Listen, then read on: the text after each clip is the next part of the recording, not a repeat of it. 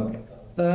ഒന്നാമത്തെ കാര്യം, ഇതിൽ നമുക്ക് ഒരു വൺ വേർഡ് ആൻസർ ആയിട്ടാണ് നോക്കുന്നതെങ്കിൽ തീർച്ചയായിട്ടും ഒരു റെഗുലേഷൻ ആണ് ആവശ്യം. ഇതിനൊരു നിരോധനം ഒരിക്കലും ഒരു സൊല്യൂഷൻ അല്ല. കാരണം പല രാജ്യങ്ങളിലും, പല വികസിത രാജ്യങ്ങളിലും ഇതുപോലുള്ള ഗെയിമിംഗ് ഫോർമാറ്റ്സിലുള്ള ആപ്പുകളൊക്കെ ഉണ്ട്.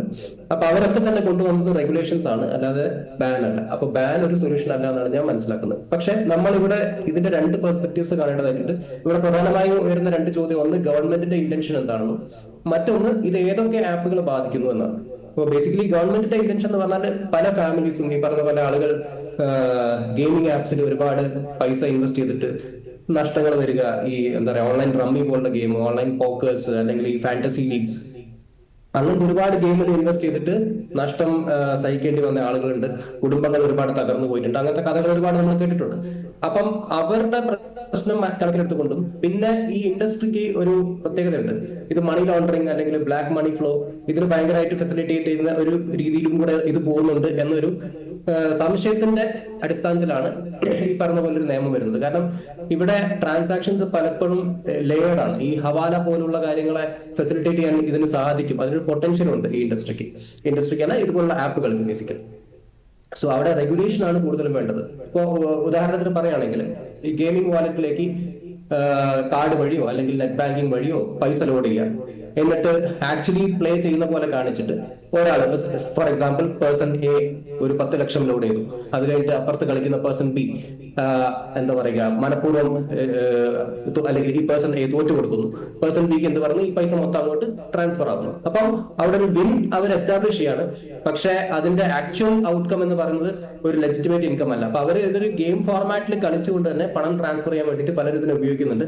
അതാണ് ഇൻഡസ്ട്രി എക്സ്പ്ലോയിറ്റ് ചെയ്യപ്പെടുന്നുണ്ട്, പല സ്ഥലങ്ങളിലും എക്സ്പ്ലോയിറ്റ് ചെയ്യപ്പെടുന്നുണ്ട്. അപ്പൊ ഇവിടെ പ്രോപ്പർ ആയിട്ടുള്ള KYC അതൊരു ഇഷ്യൂ ആണ്. കാരണം പല ഗെയിമിംഗ് ആപ്പുകളിലും നിങ്ങൾ നോക്കുകയാണെങ്കിൽ ഒരു പ്രോപ്പർ KYC ഒന്നും വേണ്ട. പെട്ടെന്ന് തന്നെ ആളുകൾക്ക് ലോഗിൻ ചെയ്യാൻ പറ്റും, പെട്ടെന്ന് അവർക്ക് രജിസ്റ്റർ ചെയ്യാൻ പറ്റും, പൈസ ലോഡ് ചെയ്യാൻ പറ്റും.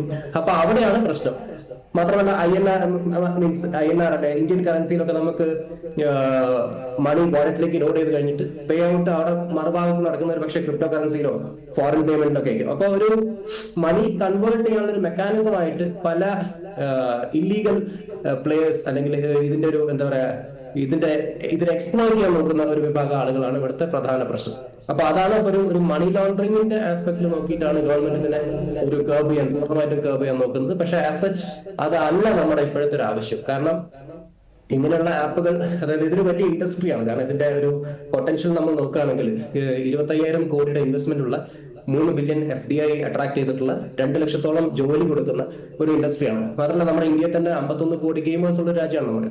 അപ്പൊ അത്രയും വലിയൊരു ഇൻഡസ്ട്രിയാണ്. അപ്പൊ അവര് ഇവിടുന്ന് ഓപ്പറേഷൻസ് ഷിഫ്റ്റ് ചെയ്ത് പോയി കഴിഞ്ഞാൽ അത് ഇന്ത്യക്ക് ഉണ്ടാക്കാൻ പോകുന്ന ഒരു നഷ്ടം വലുതാണ്. കാരണം നമ്മുടെ GST ആനുവൽ കളക്ഷൻ എന്ന് പറയുന്നത് 20,000 കോടി രൂപയാണ് ഈ ഒരു ഇൻഡസ്ട്രിയിൽ നിന്ന് മാത്രം. മാത്രമല്ല ഇത് ഈ പറഞ്ഞ പോലെ tech workers, engineers, graphic designers, അങ്ങനെ ഒരുപാട് ജോലികൾ ഓഫർ ചെയ്യുന്ന ഒരു മേഖല കൂടിയാണ്. അപ്പൊ അതിനെ കൂടുതൽ റെഗുലേറ്റ് ചെയ്യുക എന്നുള്ളതാണ് നമ്മൾ നോക്കേണ്ട ഒരു കാര്യം. കാരണം ഈ UK US ഓസ്ട്രേലിയയിലാണെങ്കിലും തന്നെ ലൈസൻസിങ്, റെഗുലേഷൻ, ഈ പറഞ്ഞ പോലെ KYC, പിന്നെ ഡിപ്പോസിറ്റ് എമൗണ്ടിൽ ഒരു ലിമിറ്റ് കൊണ്ടുവരിക, ഇതിന്റെയൊക്കെ അഫോർഡബിലിറ്റി ചെക്സ് നടത്തുക. അപ്പൊ ഈ മാത്രം നമുക്ക് ഈ പറഞ്ഞ പോലെ ഇല്ലീഗൽ ആയിട്ടുള്ള ഓഫ് ഷോർ സൈറ്റ്സ്, ഇപ്പം നേരത്തെ മെൻഷൻ ചെയ്ത പോലെ ഇല്ലീഗൽ ആയിട്ടുള്ള ഓഫ് ഷോർ സൈറ്റ്സ് ഒക്കെ ഉണ്ടെങ്കിൽ അതിനൊക്കെ ബാൻ ചെയ്യണം. അപ്പൊ അങ്ങനെയുള്ള റെഗുലേഷൻസ് കൊണ്ടുവന്നിട്ട് ഒരു റെഗുലേറ്ററി ഫ്രെയിം വർക്കിന്റെ ഉള്ളിലേക്ക് ഇതിനെ കൊണ്ടുവരിക എന്നുള്ളതാണ് ഈ ഒരു ഇൻഡസ്ട്രി കൂടുതൽ നമുക്ക് പ്രൊട്ടക്ട് ചെയ്യാൻ പറ്റുക. കാരണം ഇത് ടോട്ടലി നമ്മൾ കർബ് ചെയ്യാൻ നോക്കുകയാണ്, ഇത് നമ്മൾ ഇല്ലാതാക്കാൻ നോക്കുകയാണ്, അല്ലെങ്കിൽ ബാൻ ചെയ്യാൻ നോക്കുകയാണെങ്കിൽ അത് നമുക്ക് വലിയൊരു നഷ്ടം ഉണ്ടാക്കുന്നതാണ് ഞാൻ മനസ്സിലാക്കുന്നത്. പിന്നെ ഇതിന് ഒരു പ്രധാന ചോദ്യം ഇപ്പോൾ എന്താ പറയാ, ഈ എല്ലാ ഫോർമാറ്റിലുള്ള ഗെയിമിങ്ങും, അതായത് ഇപ്പം ചില ഗെയിമുകൾ ഉണ്ടാവും നിങ്ങൾക്ക് അതിൽ കയറി കഴിഞ്ഞിട്ട് ഈ ഇൻ ഗെയിം കറൻസി ഒക്കെ ഉള്ള ഗെയിംസ്, അതിനല്ല ബാൻ ചെയ്യുന്നത്. ആക്ച്വലി റിയൽ മണി ഗെയിംസ് ആണ് ഇവിടെ ബാൻ ചെയ്യപ്പെടുന്നത്. ഇപ്പൊ ഉദാഹരണത്തിന് നിങ്ങൾ കളിച്ചുകൊണ്ടിരിക്കുന്ന ഒരു മോട്ടോർ റേസിംഗ് ഗെയിം ഉണ്ടാവും. അതിൽ ചിലപ്പം ഗെയിം ക്രെഡിറ്റ്സ് വാങ്ങിയിട്ട് നിങ്ങൾക്ക് എന്താ പറയാ ചില ബൈക്ക് അൺലോക്ക് ചെയ്യാം, അല്ലെങ്കിൽ വേറെ ചില ഫണ്ണി ഗെയിം ആപ്ലിക്കേഷൻസ് ഉണ്ടാവും. അതിൽ ചില കോസ്മെറ്റിക്സ് ഒക്കെ വാങ്ങണമെങ്കിൽ ഗെയിം ക്രെഡിറ്റ്സ് വാങ്ങാൻ വേണ്ടി ചിലപ്പോൾ നിങ്ങൾക്ക് മണി ലോഡ് ചെയ്യേണ്ടി വരും. അങ്ങനത്തെ ഗെയിംസ് അല്ല ബാൻ ചെയ്യുന്നത്. ഇത് RMG എന്ന് പറയുന്ന റിയൽ മണി ഗെയിംസിനെ മാത്രം ഫോക്കസ് ചെയ്തുകൊണ്ടുള്ള ഒരു ബ്ലാങ്കറ്റ് ബാനാണ് അവർ കൊണ്ടുവരാൻ നോക്കുന്നത്. അപ്പോൾ ഇതിന്റെ പ്രശ്നം എന്താ വെച്ചാൽ, ഈ നിങ്ങൾ ജയിച്ചു കഴിഞ്ഞാൽ, അതായത് അവിടെ ഒരു ട്രാൻസാക്ഷൻ തിരിച്ച് നിങ്ങളുടെ ബാങ്ക് അക്കൗണ്ടിലേക്ക് നടക്കുന്ന ഫോർമാറ്റിലുള്ള ഗെയിംസ്, ആ ഗെയിംസിന് മുകളിലാണ് ഈ ഒരു ബാൻ വരാൻ സാധ്യതയുള്ളത്. അപ്പോൾ ഈ Dream11 പോലുള്ള ഈ എന്താ പറയുക fantasy cricket, football, kabaddi, fantasy kabaddi, hockey, അല്ലെങ്കിൽ MPL, My11 സർക്കിൾ, ഇങ്ങനെയുള്ള ആപ്പുകളാണ് ഇതിൽ കൂടുതൽ ഇതിന്റെ ഒരു ടാർഗറ്റിൽ വരുന്നത്. അല്ലാതെ നോർമൽ ഈ പറഞ്ഞ പോലെ ഗെയിമിംഗ് ക്രെഡിറ്റ്സ് ആഡ് ചെയ്യാൻ വേണ്ടിയിട്ട് നിങ്ങൾ യൂസ് ചെയ്യുന്ന ആപ്സ് ആണെങ്കിൽ അതിനെ ഒരു ഇൻ-ആപ്പ് പർച്ചേസ് ആയിട്ട് മാത്രമേ കാണുന്നുള്ളൂ. അപ്പോൾ ഈ ഒരു ഇൻഡസ്ട്രിയെ സംബന്ധിച്ച് നമ്മൾ നോക്കുകയാണെങ്കിൽ ഇതൊരു വലിയ ഇൻഡസ്ട്രിയാണ്. നമ്മൾ ഒരു ബ്ലാങ്കറ്റ് ബാൻ കൊണ്ടുവന്നിട്ട് ഇതിന്റെ പൊട്ടൻഷ്യൽ ഇല്ലാതാക്കാൻ നോക്കരുത് എന്ന് എനിക്ക് പറയാനുള്ളൂ. കാരണം അതായത് ഇതൊരു സൺറൈസ് ഇൻഡസ്ട്രിയാണ്, ബേസിക്കലി വളർന്നുകൊണ്ടിരിക്കുന്ന ഒരു സെക്ടറാണ്.